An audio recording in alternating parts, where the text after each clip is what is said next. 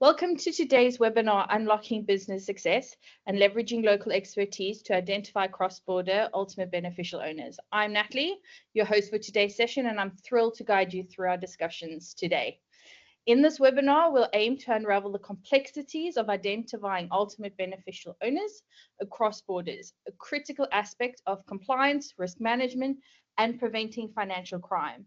We will explore practical strategies, leveraging advanced data solutions and local expertise to enhance your understanding and capabilities in this vital area. Let me now introduce you to our esteemed speakers. James is from Diligencia. He's and part of the senior leadership team. Since 2020, he's been instrumental in enhancing sales and business development, focusing specifically on KYC, AML, as well as regulatory compliance solutions. Joanna, our speaker from Asia Verify, she's the head of the UK and Europe. With over 17 years in compliance and risk management, Joanna drives innovative data and technology solutions for combating financial crime. Finally, we have Steve Lamb, who's the Chief Operating Officer at Kicker. He's a thought leader in anti-money laundering and financial crime, and Steve brings a rich background in B2B information services and SaaS innovations. So to kick off today's session, we're going to start with James, who will share the origin of today's webinar, his collaboration with Asia Verify, and the motivation behind it. Following James, we'll have Joanna, who will discuss how this webinar aligns with Asia Verify's goals and ambitions. And finally, Steve will then walk us through Kicker's involvement and the synergy with today's topic. After our introductions, each speaker will delve deeper into their respective presentations, offering insights into how their companies approach the challenge of identifying UBOs, with James focusing on the Middle East and Africa, Joanna on Asia, and Steve on Europe. We'll conclude with a dynamic case scenario discussion, demonstrating how each company applies its strategies in a real-world context. Thank you for joining us today. Without further ado, I'll hand over to James to begin our journey into the intricate world of UBO identification. Natalie, thank you very much indeed. It's a pleasure to be on this webinar with my other colleagues in Kicker and Asia Verify. As Natalie has said, I work at Diligencia and we specialize very much in the Middle East and Africa. But a bit about how this webinar came about. Because the jurisdictions we cover are very well defined in terms of 73 countries across the region, inevitably, we have customers across many different sectors who are looking to unwrap or understand ownership structures for companies that extend beyond our region. And this sits outside our specific capabilities. So going back some time now, we got introduced to Asia Verify and have built up a partnership with them, which enables us to explore ownership structures, for example, that begin within the Middle East and Africa where we start, but then extend across into Asia. And we've also been introduced, of course, now to Kicker, who provide the same across many other jurisdictions that we don't cover. We're seeing an increasing number of requests from our clients to provide this unwrapping of beneficial ownership, and that's what we'll explore a bit further in this webinar. So I'm going to hand over to Jo now for her brief introduction. Thanks very much, James. And it's wonderful to be here representing Asia Verify and such a great company with our partners.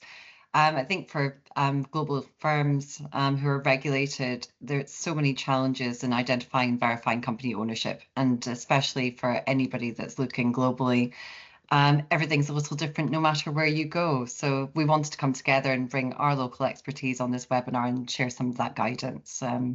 For those of you who are new to us, Asia Verify is headquartered in Singapore. We have offices across Asia as well as the UK, which is where I sit.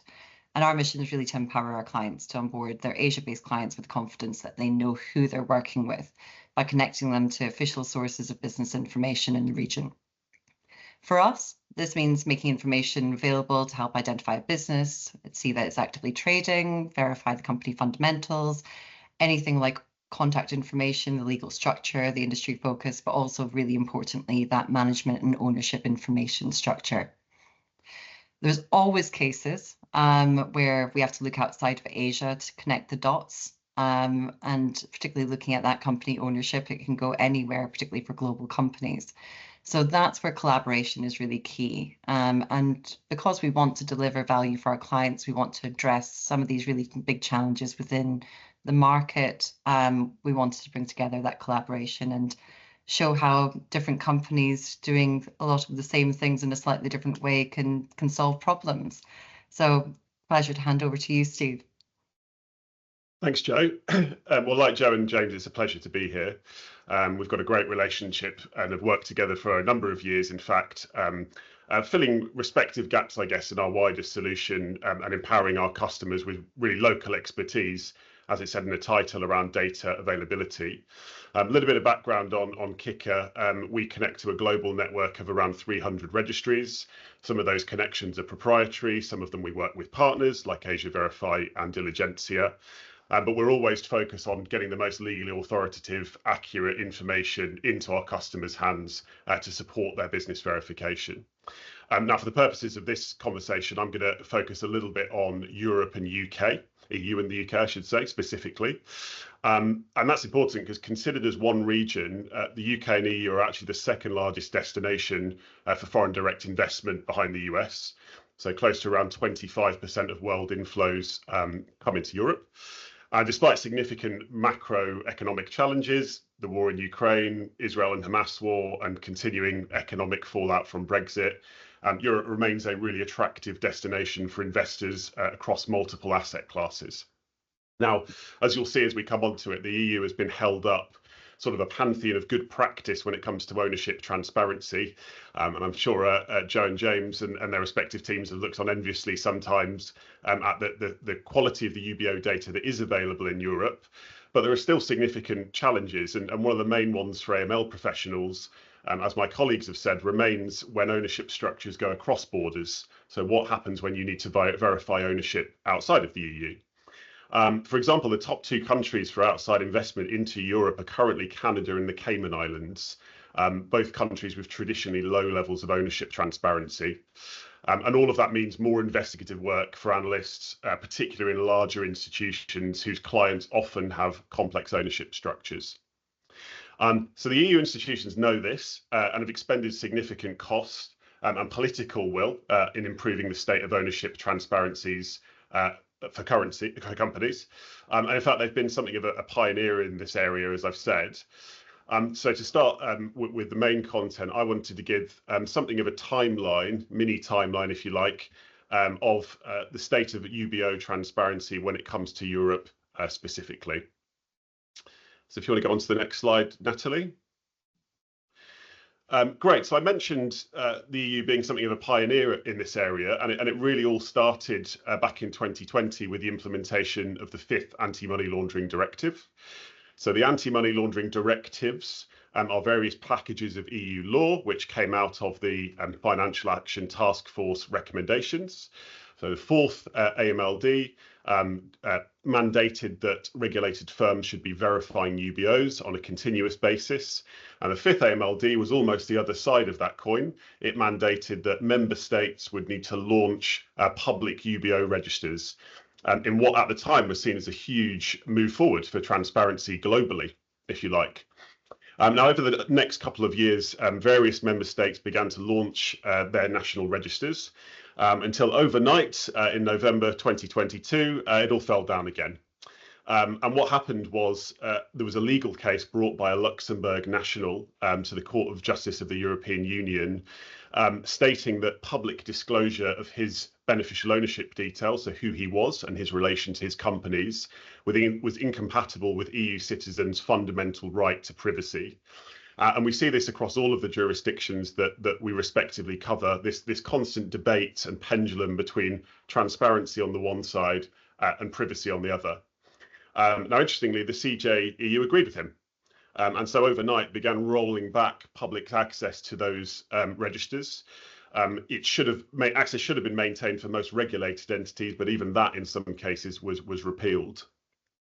So coming again 2 years further forward to where we are today, thankfully the European Parliament has just agreed to adopt a new package of laws, and that will include some new provisions on beneficial ownership, which will be amended, interestingly, by the 6th AMLD.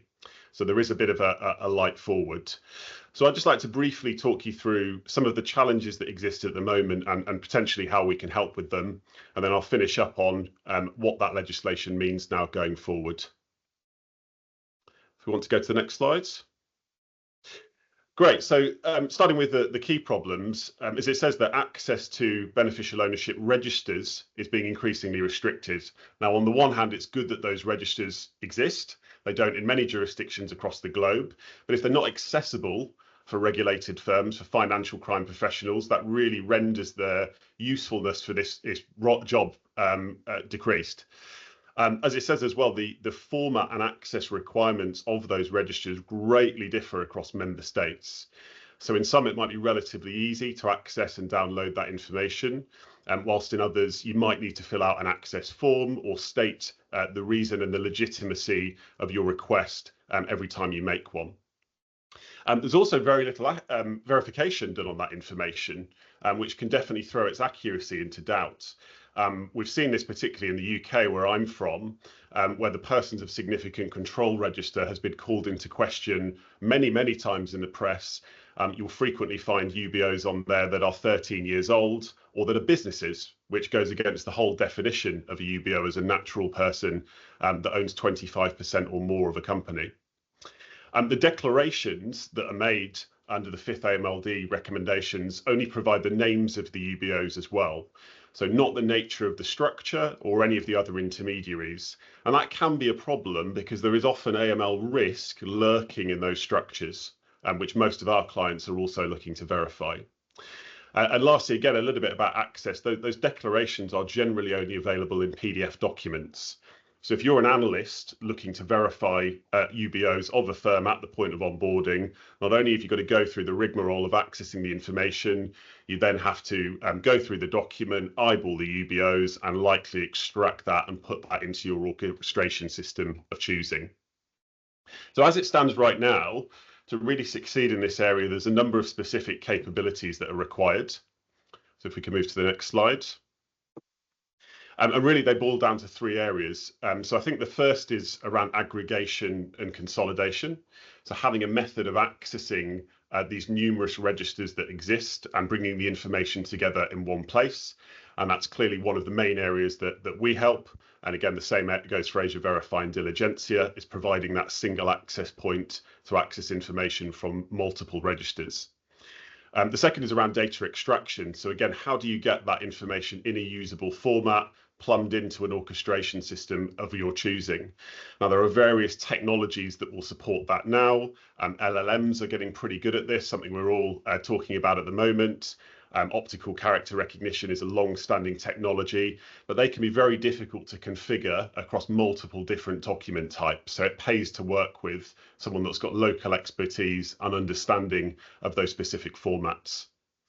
And lastly, the reason we're all here today, you need a framework to support cross-border verification as well. So again, what happens if those ownership structures go outside the EU?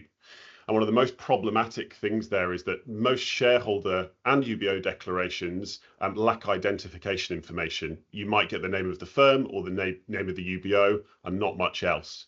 So having a way to resolve that to registered businesses globally is really important. And to do that, you've got to have the right tools again, but also access to the right data from the right partners. Now, I'll just finish up on my final slide, circling back to the start with a little bit on what the future holds. And actually, there has been a positive development, even in the last few weeks, on this within the EU, which is that a new EU AML package has been adopted, which will bring changes to access to UBO information once again. So again, almost reversing some of the outcome of the 2022 ruling. So the key goal is for the provisions on beneficial ownership to be harmonised and made more transparent, with access to disclosures improved for obliged entities. So if you're a KYC analyst, AML, financial crime generally, this is good news for you, we think. And the key changes will be those access requirements I mentioned are likely to be standardised. Firms will, in principle, be required to disclose their full structures to regulate as well, not only the names of their UBOs. And there's also some really interesting provisions there around how the information should be provided. So there's talk in that document as well of providing the information in a machine readable format, and also making the full data set available, which would really improve regulated entities' ability to draw linkages between different firms and their ownership across border. Whether the recommendations will be implemented in full and as to when they'll be implemented remains a key question. So it's still incredibly important to have the right partners, the right tools in place. And you've seen that on the EU side, how difficult getting data can be. I'm now going to hand over to Joe, who I think it will talk you through some even greater challenges that exist across some other regions as well. Thanks very much, Steve. Yeah, certainly we would be very delighted to have the same level of data disclosure in and across Asia as we have in the EU, but we are able to make do with what we had. And if I can get you to move along, Natalie, I wanted to almost start off with a positive message, which is why Asia, and the opportunity within Asia. Well, I mean, Asia for decades has represented high growth. And I think when you're talking about very highly educated, very digital, growing middle class, the powerhouse of world trade for manufacturing, shipping, it is an exciting region. And certainly a lot of the global companies that I've worked with have gone off to Asia to find their next growth cycle. Indonesia's GDP doubled in the last 10 years. We've got India, the Philippines, and Indonesia, who are all part of potentially that 7% club, which means that they should double over the next 10 years. You've got more people technically in the Indian middle class than you have in the United States of America. So it is a huge opportunity there for new consumers, people that will need access to wealth management, investment opportunities. So it's an exciting market. And China obviously is a prime focus for us. There's a lot of barriers within entering with China, but despite the geopolitics, China is present in every market globally. China is doing more trade with the global south than Europe is. Morgan Stanley had listed that Chinese firms had quadrupled their sales to Africa since 2016. And since obviously the Belt and Road Initiative has been active, the infrastructure development projects has meant that there's been a lot more and deeper connectivity between Chinese companies and the rest of the world. We also see a significant amount of flow that goes back from Africa through the Middle East back to Asia. So there's so much that will connect our different regions. But obviously that comes with some challenges when it comes to meeting those regulatory requirements and being able to conduct the checks that you need to conduct. So I can ask you to move on, Natalie. What are the key challenges that we see within Asia? And particularly that access to data is a huge one. We find that particularly if you're trying to access something like the Chinese registry, being outside of the IP range can be the initial blocker. It's the same for a number of different jurisdictions, just being able to get into that registry if you're not somebody who's residing or a company that's residing that has a legitimate interest can be a challenge. Even things that are a little bit silly, like Vietnam's registry only allows a local payment card to be used. All of these are barriers that prevent these checks to be able to be completed. And there's over 200 million companies listed in China on their registry. There's very few of them that will list a trade name, which is generally what they get known as when we're looking and searching for them. So even finding these companies can be difficult. And one of the other common themes that we find across Asia is that most registries information is being held in PDF. So that similar kind of unstructured data challenge exists in Asia, as Steve described for Europe. Once you do get into those PDFs, one of the next challenge is obviously that language. And most jurisdictions hold their data in native language. English is often not even kind of second language, a third language, which means that realistically you're not getting that translation on screen, which means you're generally navigating around a website that's in foreign language and potentially unable to get past that first couple of pages. Anyone that uses a Chinese registry on a regular basis, that NISIP site, just trying to get past the CAPTCHA can be a challenge unless you have a particularly sophisticated keyboard that has Chinese character as well. Obviously in Asia, we're talking multiple different languages. And if you're having to go to multiple different registries just to identify that ownership structure for a particular company, then it means a lot of different translations. Some of that can be quite open to interpretation. It could have accuracy issues and nothing else. It's pretty time consuming to be able to do that work. So one of the other pieces that we see is that regulatory divergence. And I know that Steve had mentioned it, that obviously that commonality of having certain key information being disclosed across the EU is great. There's a lot of different mandatory disclosure requirements across Asia Pacific, and some of that means that you get a fantastic, quite rich and full data set with good penalties and for non-compliance. You actually find Singapore and China are very good for making sure that the correct information is held, updated, and disclosed on time. But even just for any firms that are working with multiple countries across the region, understanding how that information is disclosed to registry is going to be really important. Understanding what information you can expect to find there, because at the end of the day, it's going to be potentially your risk profile. And if there is additional information that you can request from clients at that point of onboarding, that's going to help you to verify that that's correct against the information that you can expect to find on the registry. That's going to help speed up that process. From an ownership perspective, we find that there's very few UBO registers across Asia. In fact, most that have gone through the commitments of setting up a UBO register haven't made them publicly available. Quite often also we see quite a lot of companies that have shareholders that are based in multiple jurisdictions across Asia. So it may be that you go into a single registry to find a company record. It's great, it's got the shareholder information, but if that shareholder is based overseas, then that's your new starting point. I would say when you go to the next registry, it's a lot of effort. We can move on to the next slide, please, Natalie. A positive message, to kind of end with that positive message, is that direction of travel. Look at Asia Pacific, there's some really nice trends that are coming out that are going to make it easier in the future to do business.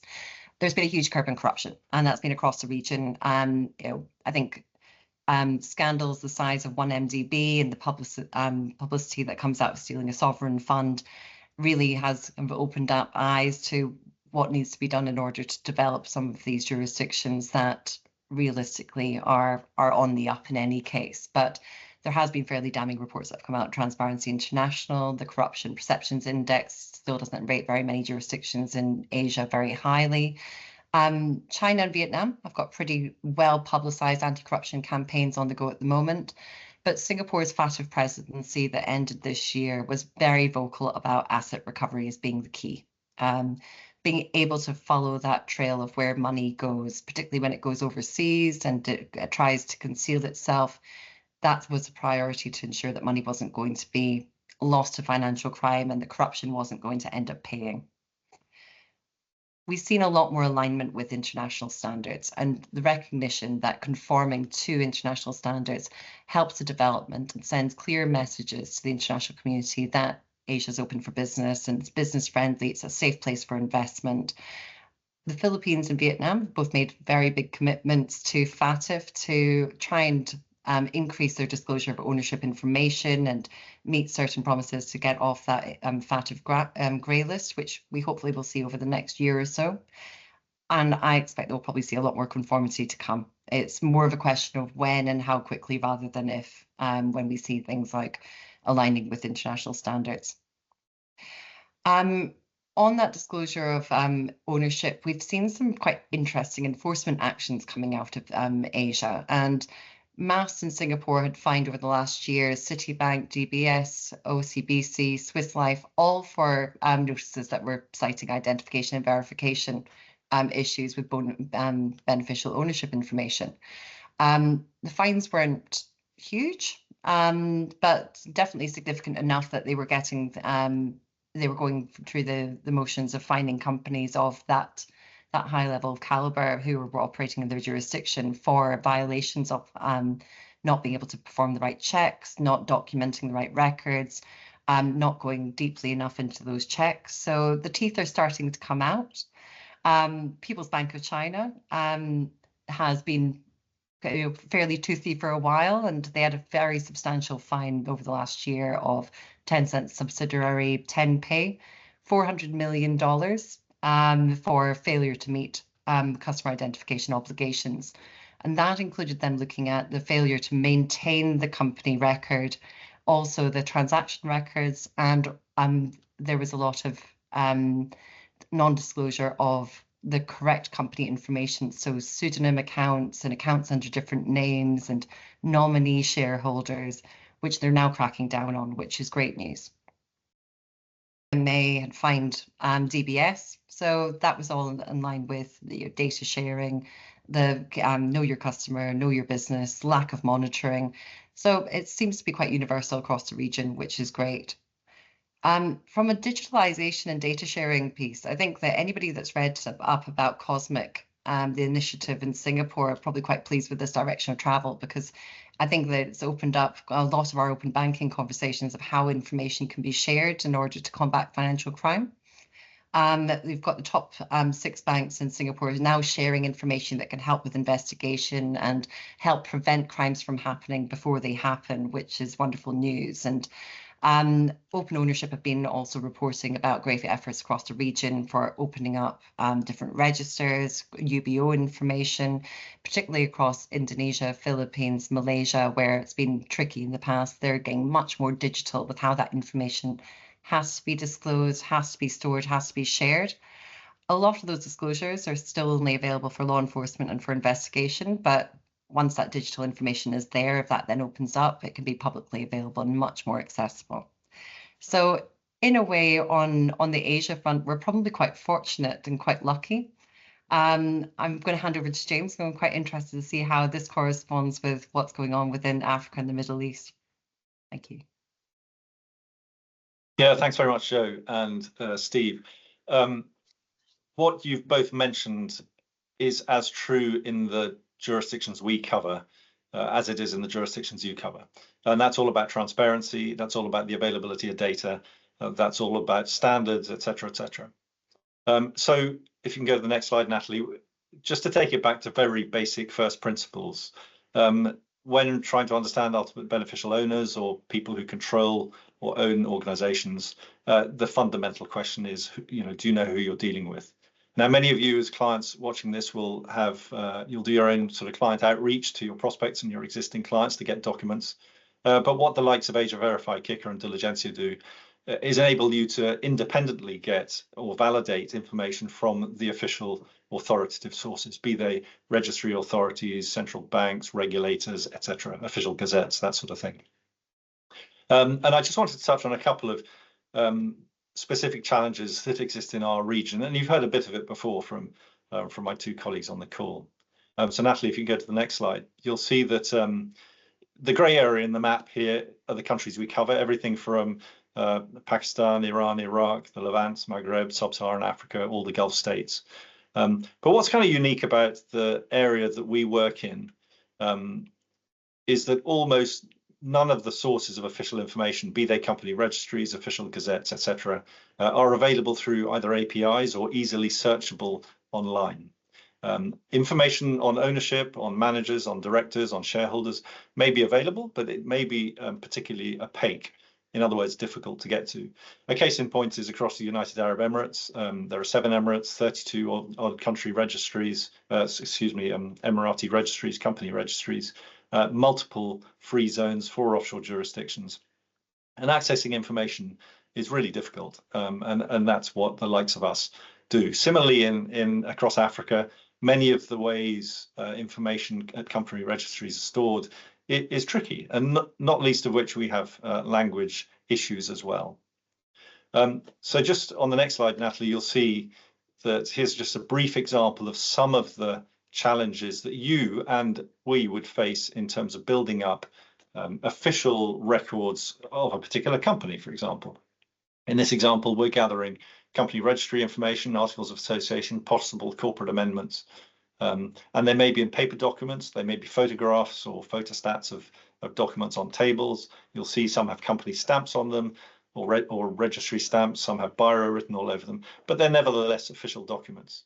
The photograph sort of center right of a pile of files is actually from a West African company registry. So these are the sources that you, and indeed what we do on behalf of our clients, go to get official documents to build up company records. And that in doing that, we're exposing shareholders, ownership, ultimate beneficial ownership, unwrapping, etc. So there are definitely challenges with regards to accessing information across the regions that we cover. As I said, unlike Asia Verify and Kicker, much of this information is just not available through an API into a central database. So that's one of the challenges. And the other obvious challenge here is language. Many of the, obviously in Iran, it's in Farsi. In many of the Arabic countries, obviously Arabic is the language of registration. It could be French in the Francophone African countries, etc., and Portuguese in Angola and Mozambique. So there are challenges in terms of sourcing official information and understanding it. So that's what the likes of the vendors like Diligencia do. And if you go to the next slide, we're all about collecting the original information, curating it, standardizing it, normalizing it, transliterating it, linking it to other entities, and we're building out ownership structures, etc. In the next slide, you'll see that some of these ownership structures can be extraordinarily complex. And this is really the crux of this webinar. It is how can we, who specialize in the Middle East and Africa, work with our partners like Asia Verify and Kicker on behalf of you, the client, to build out a global picture of ownership, control, management, etc. Because as I said right at the beginning of my introduction, we specialize in the Middle East and Africa, but we don't explode the views or the ownership across other jurisdictions that we don't cover. So when putting this webinar together, we came up with the idea of actually finding an entity that covers all 3 jurisdictions or areas of the world that we cover. And of course, needless to say, there are many thousands of them. So we have come up with a case study. This is very simple. It's it's illustrative of how us as 3 vendors can work together to the benefit of our customers. And I hope it illustrates the fact that vendors like ourselves are very much prepared to work together to create sort of holistic solutions for the market, because we know we're not specialists in Latin America or China or Europe, but Asia Verify and Kicker are. So between the 3 of us, we can create a solution for you, the customers. So we decided to pick as a case study Huawei Technologies in Morocco. It's obviously a company incorporated in Rabat, and it's covered by Diligencia. But you'll see from this ownership structure that's been put together that Diligencia, Asia Verify, and Kicker, between the 3 of us, we've created effectively a corporate ownership structure. So just to show you, and this is very, very simple, but just to show you a little about how this works, if for the sake of argument you start with a Diligencia record, we're looking at Huawei Technologies in Rabat, but we're showing through ownership that is from the information we collect from the national registries. In this case, it's the Tribunal de Commerce in Rabat. That this company is 70% owned by a Dutch company and 30% owned by a Hong Kong company or a Chinese company. Now, it won't be lost on you, the reason we picked this one is because the Netherlands is covered by Kicker, and China and Hong Kong and other Asian countries is covered by Asia Verify. So the starting point is that record that we've provided. If we then combine our services, and Natalie, if you go to the next slide, and link our information together, you'll see here that we've actually, this is the Diligencia data, we've identified Netherlands and Hong Kong as being the owners. But when we're looking at the Asia Verify records and indeed the Kicker records, we can begin to build out the full context around the ownership and control of this company. It's a very simple illustration of what we can do and what we do with this partnership. And of course, there are many more complicated examples that we could give you, and be happy to talk to you about that. Just to go back on one of the points that I think both the previous speakers have mentioned, this is we live in a global economy. The amount of money, for example, available in the Middle East and indeed in Africa, which has links to European, Asian, American, South American entities and countries, is of course huge, and it knows no bounds. And that is where absolutely the ability of Diligencia, Kicker, and Asia Verify to get together and provide solutions to the industry can and will be a great help to you. On that note, I'll wrap up and hand back, I think, to Natalie. Fantastic. I would like to say a huge thank you to our speakers for a really insightful session. I apologize, I am not sure what's happening with the deck. So yes, thank you to our speakers for a really insightful session, and to all of you for joining us for today's webinar. We hope you found the session really insightful, where we highlighted the importance of working with regional experts, Asia Verify, Diligencia, and Kicker, who all collaborate. We work together to ensure that you have the answers you need to unlock cross-border UBO identification and ensure your business's future success. So if you have any questions for any of our speakers, please feel free to reach out to them in relation to either your local needs or wider international needs, and we would be more than happy to help. Thank you very much.